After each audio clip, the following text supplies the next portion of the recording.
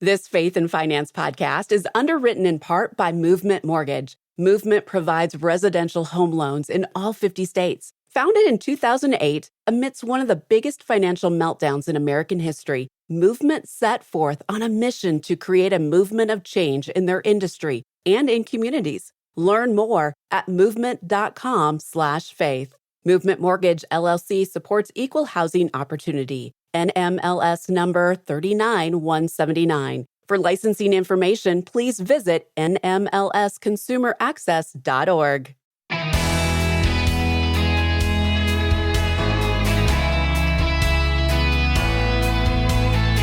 The wisdom of the prudent is to give thought to their ways, but the folly of fools is deception. Proverbs 14, verse 8. Hi, I'm Rob West. Today we're continuing our series on temperaments, how our God-given wiring shapes the way we communicate, relate to others, and make financial decisions. Kathleen Edelman is back with us, joined by Rachel Petty, as we take a closer look at the Green Temperament and how it influences our approach to money. Then it's on to your calls at 800-525-7000.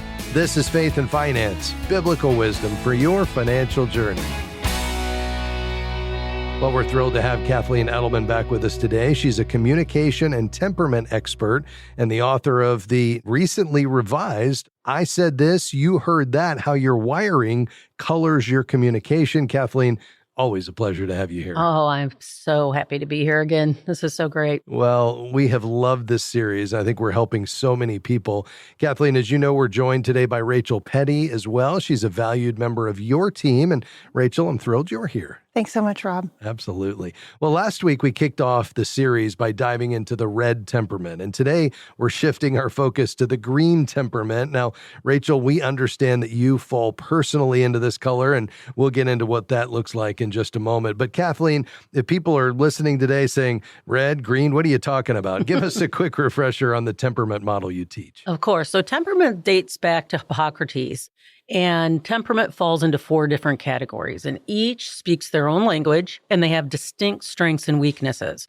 So the yellow, sanguine, is an extrovert that's people-oriented.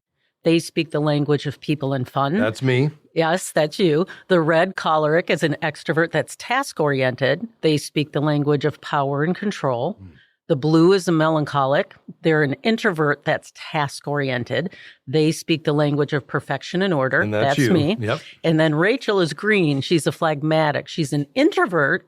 And listen, she's people-oriented. Interesting. And they speak the language of calm and harmony. So this shapes communication, decision-making, relationships, and how you handle money. Yeah, you touched on this, but quickly, talk to somebody who's saying, wait a minute, introvert and people-oriented, how does that work? Well, this is communication. That's what I teach. And so when you look at the chart that's in my book, you have to find out that temperament, the foundation of it is extrovert, introvert, people, and task, right? That's the foundation. Right. If we just knew that, we could start identifying who we are. All right, so now it's time to zero in on one of our 4 temperaments. As we said, we're going to focus today on the green or the phlegmatic. And Rachel, you took the assessment, found out the green is your dominant temperament. So let's start with your initial reaction.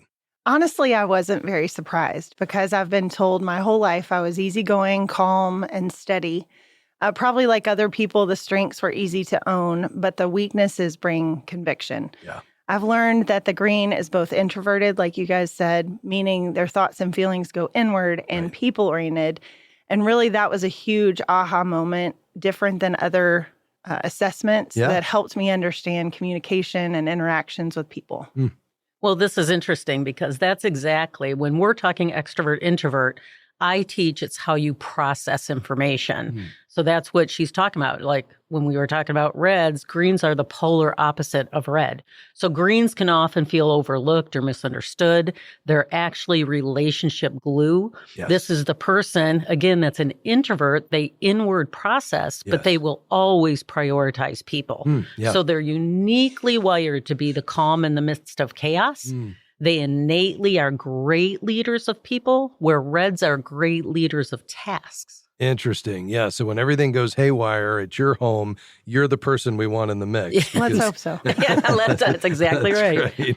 So in what ways does your green temperament influence specifically financial decisions? Well, I love making a plan ahead of time and accountability that comes from a budget, particularly with someone else. Okay. I shy away from flashy financial risks. I'm a slow plotter when it comes to long-term planning. Yeah. I like to kind of set it and forget it. I have had to learn to communicate around concrete numbers and not feelings or stress over things. I really like low stress talks about money. Yeah. I usually want to decide once, like I said, and not really revisit decisions as often. I think big picture more than drilling into the details. Yeah, that makes sense. So you don't want to micromanage the finances. You want to just make that decision thoughtfully and move on. That's what I prefer. Yeah, that makes sense. All right, well, Kathleen's going to reflect on that here in a moment. We're going to continue to unpack this. What are strategies the Green Temperament can use to make more confident financial decisions? And what if you have a Green Temperament in your life? How do you communicate with them? Kathleen Edelman, Rachel Petty here today. We're talking temperaments and money. We'll be right back.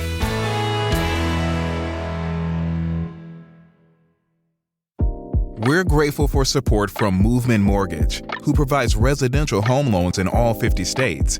Guided by a mission to love and value people and a goal to redefine the mortgage process, Movement seeks to help others achieve their financial goals. You can find out more at movement.com/faith. Movement Mortgage LLC supports equal housing opportunity, NMLS number 39179. For licensing information, please visit nmlsconsumeraccess.org. Faith and Finance is grateful for support from Sound Mind Investing. For more than 30 years, they've offered financial wisdom for living well. SMI provides step-by-step guidance for do-it-yourself investors, from those just getting started to those getting ready for retirement. More information, including a short video webinar on profit and peace of mind no matter what's happening in the market, is available at soundmindinvesting.org.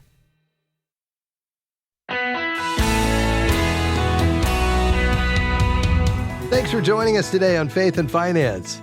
I'm Rob West. With me today, my friend and communication and temperament expert, Kathleen Edelman. We're in the midst of a series as we look at each of the 4 temperaments and how they relate to money decisions. Today, we're focused on the Green Temperament, and our representative Green is Rachel Petty, who serves on Kathleen's team, and she's been gracious to come in and talk about how her temperament affects financial decision-making. And Kathleen, before the break, Rachel was sharing that she loves to make a plan ahead of time. Mm-hmm. She doesn't want to take a lot of risks. She likes to and has learned to communicate around concrete numbers, but she likes when people are involved, and she wants to get it done and move on, not revisit it over and over again. Yeah. Oh, that's perfect. And because the Green's innate need for harmony plays a role, they're going to do whatever they can to keep the peace, maybe avoiding action or avoiding conflict. Right. And that could lead to procrastination, especially with long-term planning. So when we communicate with a Green, it would benefit all of us to communicate with gentle encouragement and small, manageable steps. And when we ask for their thoughts and opinions and give them time to think, the Greens actually make very thoughtful and steady financial decisions. Yeah, that's really helpful. All right, Rachel, so what strategies have you found, given that you're an inward processor, but you're focused on people as a Green, how do you feel more confident when making financial decisions? Well, I can think of 3 strategies that I use, really. Okay. Stay involved and speak my mind. So I can tend towards being unengaged and letting others decide things. Yeah. That really relates to any choice. But it's a discipline for me to jump off the fence and choose a choice or a strategy or an action. Yeah, and that's in part because you don't want the conflict, right? But you need to engage. But I have learned that conflict comes when I don't make a decision more often than when I jump off the fence and do make a decision. That's helpful. The second one is naming what matters. When making a big decision, I really benefit from thinking about and naming what's important in a situation. That gives me and whoever I'm talking with a common language on that macro level. And then we can use that as a grid to make the decisions further on in smaller choices. So give me an example of that. So I can think of my husband and I deciding about what a trip is going to look like, whether it's going to be a relaxing vacation, a family trip, visiting relatives, or a time for adventure, which is definitely his favorite. Okay. But that kind of helps us know, what is that time going to look like? What are we going to spend money on? How is it going to be structured? And all those decisions that come from that. Yeah. Obviously, you can't always get what you want, but it helps me decide and prioritize more easily. And then the third is having or making a deadline. That's really helpful for me for accountability. I can see a lot of paths forward, but a deadline helps me move into action. That makes sense. And that's right. Greens thrive when they feel valued and respected. So this is a person, their voice may be quiet, but it's important. So give them time to process and the space for them to access their insight. And what we really have to remember is they resent being pushed. If they are pushed, they will definitely slow down and they may even stop. Yeah. So they will absolutely come to a decision, or if they are pushed, they'll compromise if they, aren't given the time to think. Yeah, that makes a lot of sense. Now, Rachel, you've mentioned your husband several times. So obviously you all have found a way, recognizing your temperaments, your strengths, and your weaknesses, how to create a path forward. So what can you share with us about how your temperament shapes the way you communicate about money specifically? So my husband and I are opposites, and I'm really thankful for the accountability that relationship brings, because I'm not really sure where I would end up on my own. I might find accountability with someone else. Sure. But my husband is great at encouraging me, and I'm really grateful that we talk things through ahead of time. We make decisions together. Otherwise, I can tend to be overwhelmed. Yeah, so Greens really, they have no sense of urgency. So clear guidelines and timelines help them achieve their goals. They want to be included, not pressured. So reducing pressure and conflict will result in healthier communication and way more thoughtful outcomes for everyone. That's really helpful. Kathleen, I know you've identified specific, what you call innate needs for each temperament. I think this will be helpful for our audience. Share what those are for the green temperament. Absolutely. So innate needs is what separates me from all other assessments. And for the green, harmony, everyone getting along. Yep. Lack of stress, the absence of conflict or combative words, feeling of worth, appreciated for their unique strengths, and respect, being asked for their thoughts and opinions. So when these innate needs are met, greens are calm, they're kind, they're great listeners. They want the other temperaments to know that they do have good opinions and they do have thoughts that they want to share, even though, they may be a person of very few words.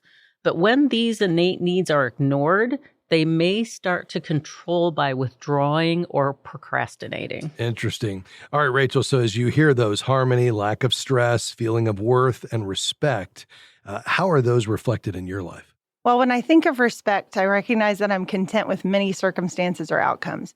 But I do appreciate when my opinion is asked for and when I've been given time to speak it out. So I first have to consider my opinion and then choose to share it. And really, that's advocating for myself instead of taking the easier route of withdrawing.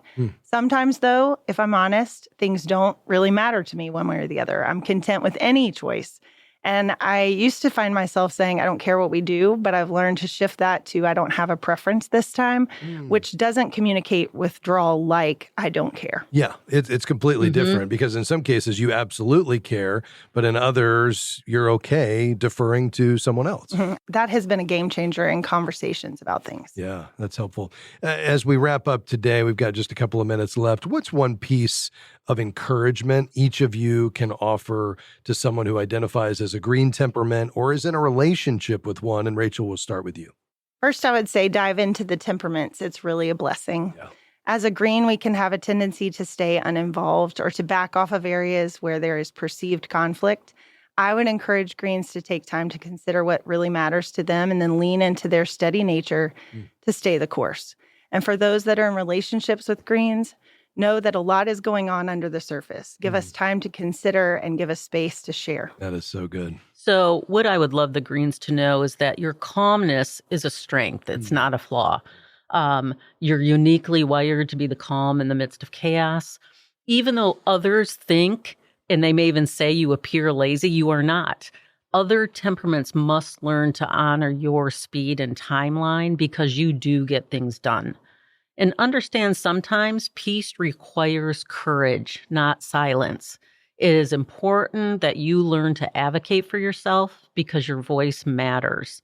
And then lean in gently and trust that what you bring to a financial or relational decision or conversation is deeply valued. Well, that is a great place for us to wrap up today, ladies. I so appreciate your willingness to come by. Rachel, thank you for leaning into your greenness. You even have a green shirt on today. I love Thanks, that. Rob. We appreciate you being here. Thank you, Rob. Kathleen, so thankful for you. Yes, thankful for you too, my friend. That's Kathleen Edelman. She's the author of the amazing work in I Said This, You Heard That, How Your Wiring Colors Your Communication. Folks, this workbook is a game changer. Pick it up today wherever you buy books. And her recent article in Faithful Steward dives deep into the money conversation and how temperaments affect financial decisions. You can receive Faithful Steward when you become a FaithFi partner at faithfi.com. Just click Give. All right, a quick break and then back with your questions. The number, 800-525-7000. That's 800-525-7000. This is Faith and Finance, biblical wisdom for your financial journey. We'll be right back.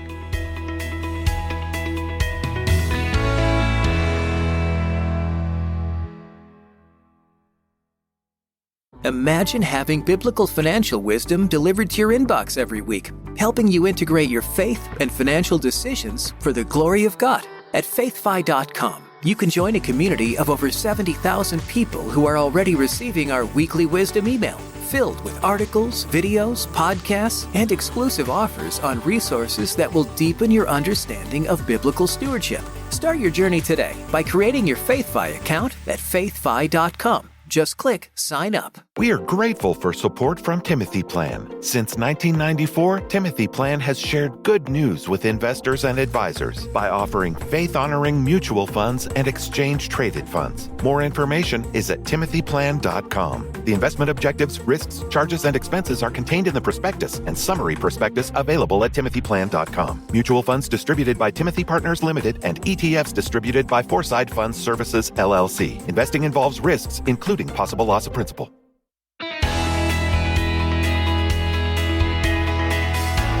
Great to have you with us today on Faith and Finance, helping you live as a faithful steward, recognizing money is a good gift from God, but that good thing can become a bad thing when it becomes a ruling thing in our lives. We want to help you see God as your ultimate treasure. Money is a tool to accomplish God's purposes. Whatever you're thinking about in your financial life today, we'd love to help you navigate that. You can call right now, 800-525-7000. We've got lines open today. Questions on any financial topic, investing, getting out of debt, saving for the future, giving wisely. We'd love to hear from you. Again, lines are open. You'll get right through at 800-525-7000.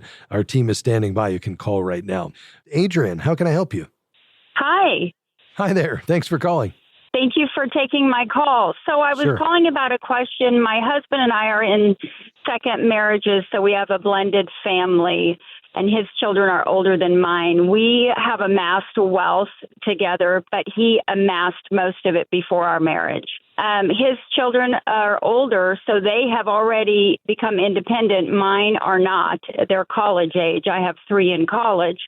And our conundrum is using our money in the here and now. He would like to struggle and save every penny and scrimp and not live, and have the children amass debt and give generational wealth. And I would like to share the wealth, not have our friends and family have debt, and us to enjoy our life now, giving to the church and charitable causes and keeping our children out of debt. Yeah. Well, I appreciate that, Adrian, and I realize these are difficult but very important conversations to have, and it becomes even more complex in a blended family because I recognize there's assets that were brought into the marriage with kids that were from a prior marriage, so now brought into the marriage, and often, even though I think prenuptial agreements can be difficult and break trust and is not something I would typically advise, I think there is a way of talking about how are we going to structure our estate plan, recognizing the children that were from prior marriages, recognizing there are assets from, that were amassed prior to our marriage, and deciding with togetherness and oneness and trust and open and honest communication how we're going to handle particularly those assets related to the kids that were amassed prior to the marriage. But I think it is important, and you all are going to have to talk through this, that we decide that, once you're joined together from that point forward, that we see these as marital assets, and that's where you need to find, God's heart and a plan for how you reflect your values and your wiring, and how each of you has come to the table and, from prior experiences, and create a plan that reflects the two of you as now one flesh moving forward, and how you're going to steward those resources, recognizing, and this is very common. One might want to hold a little more tightly and save. The other might want to enjoy and give and support. And neither of those is bad unless it creates conflict in the marriage. And that's where we need to come with understanding and really seeking, starting with our values as Christ followers, but now as one flesh, to create a plan that reflects both of us giving and, to one another, and recognizing that there should be some element of enjoyment now. And certainly generosity is on the heart of God. And I think, we were created in the image of the ultimate giver, so we should be givers as God's people. But I think there's also a prudent element to, saving. And I think there's a way to accomplish both, but both have to be willing to come to the table and hear and listen and understand, and then be willing to create a plan that reflects the two of you. And ideally that would be done, between the two of you, but it may involve a third party, like a counselor or a financial advisor that understands the counsel of Scripture and can really help you chart that path forward. A book that I would recommend, and we'd be happy to send it to you as our gift by our friends Ron Deal and Greg Pettis, is a book called The Smart Step-Family Guide to Financial Planning, Money Management Before and After You Blend a Family. And Ron and Greg, Ron from the kind of the counseling side of families, and Greg from the financial planning side, come together to create this really helpful resource. And it deals with estate planning, and I think it could help give you a pathway. They talk about something called a togetherness agreement, which is kind of a God-honoring version of of what you might think of as a prenuptial agreement, but with an entirely different approach. And I think it could give you a path forward. But ultimately, you're both going to need to be willing to come to the table prayerfully and with a desire to find God's heart and a path forward that, again, reflects each of your wiring, but, each of you also being willing to give to the other. Because I think there's an element of, listen, our kids need to make decisions as, emerging adults and, in some cases experience the school of hard knocks. And then there's another element of, we also, have been blessed with much. And so there's an appropriate role for us to give and support. And, those are not easy decisions apart from a blended family, but they're even more difficult after a blended family. And I recognize that. So I think it's going to involve you all, praying through this. Hopefully this resource will help. And then whether it's a counselor or a certified kingdom advisor there in Chattanooga, I think you need to find somebody who can help guide you all toward the vision around what I'm describing here today. But give me your thoughts on all that, because I've thrown a lot at you. Oh, you've given me just a wealth, no pun intended, of information. And I think that that's exactly what I was looking for, is something to talk about together. And yes, very importantly, we did talk about a lot of it beforehand, but as life evolved, I think both of our values kind of were very different. So you've given me a lot to talk about, and I'm going to go from that. I appreciate it so much, and I'm very interested in that book. Awesome. Well, I'm delighted to hear that, Adrienne, and I'm going to be praying for you, because I know these are hard conversations, and yet they can be very God-honoring when we come to the table with the right heart posture, a willingness to learn and understand each of us and find the path forward in a way that can truly do something special as you all use God's resources as a tool to accomplish God's purposes with your family, enjoying what God's given you, giving it, but also saving it appropriately. Stay on the line. We'll get you your information and get this book out to you. God bless you. Quickly to Chicago, Donna. I've got just about a minute and a half left. How can I help? Just want you to confirm for me if it's true that you have to pay interest in the end to the federal government if you open up a high-yielding savings account. Yes, interest is taxable for a savings account for sure. And so you would pay that at tax time when you file your taxes. They would send you the necessary documentation to tell you exactly how much interest you earned for the year, and then you would include that on your 1040. Thank you. I appreciate All right. it. That's all I needed. Well, very good. That was a quick one. Thank you for being on the program today. Lord bless you. Hey, we couldn't do this without our team each day. So grateful for my producer, Devin Patrick, for our call screener, Sandy Dickinson, and helping me with research today, Mr. Jim Henry, plus the entire team here at Faith Fi. I hope you have a great day. Lord willing, we'll be back to do it all over again tomorrow. We hope you'll join us then. May God bless you. Bye-bye. Faith and Finance is provided by Faith Fi and listeners like you.